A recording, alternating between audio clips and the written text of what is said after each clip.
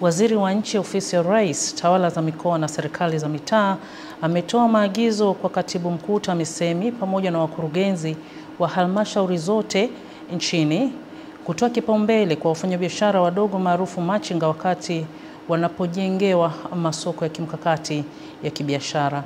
Hamis Suleiman anaripoti. Nakuomba uhifadhi nchi yetu hii, lakini vile na umuhifadhi mama yetu Daktari Mama Samia Suluhu Hassan. Tunamuinua rais wetu mpendwa Dr. Samia Suluhu Hassan ambaye Mungu ulimweka kwa ajili ya kuiongoza taifa hili. Basi Mungu tunaomba ukamlinde anapotoka na kuingia.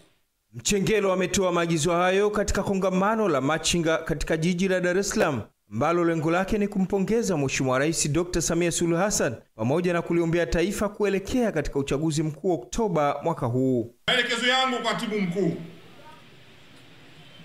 masoko yote ya kimkakati yanayojengwa nchini, waelekeze wakurugenzi wote wa halmashauri kuhakikisha kwamba wamachinga kote nchini wanapewa kipaumbele kufikiriwa katika maeneo ambako tunakwenda kujenga masoko ya kimkakati kabisa. Mkuu wa mkoa wa Dar es Salaam Albert Chalamila akizungumza katika kongamano hilo ambalo lilijumuisha viongozi wa machinga kutoka mikoa yote ya Tanzania bara amesema machinga na viongozi wao katika mkoa wa Dar es Salaam wameendelea kujitambua na kueleza kuwa serikali itaendelea kuwawekea mazingira mazuri ya kibiashara ili waweze kukua kibiashara. Machinga ni kundi maalum linalotakiwa liendelezwe kwa ajili ya kujenga uchumi wa baadaye.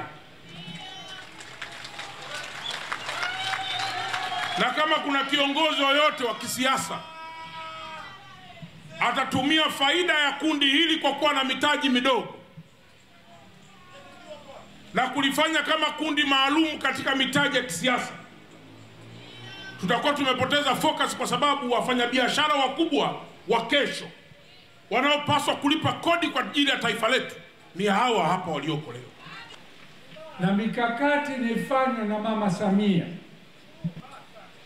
ya wafanyabiashara na machinga kwa kipindi kifupi kijacho, kila mtu atakuwa na amani ya kufanya kazi kwenye maeneo yake chini ya usimamizi wa mkuu wa mkoa, chini ya usimamizi wa DC, kuhakikisha kila mtu anarudi na mkate nyumbani. Lakini Mheshimiwa Rais tulimuomba pale, tulimueleza tunakosa fursa za mikopo, tukamueleza changamoto ambazo zipo kwenye mikopo ya halmashauri. Mheshimiwa Rais akatusikia, ametoa bilioni 18.5 kwa ajili ya kuwakopesha wamachinga hawa. Nani kama Mama Samia? Mama Samia oye!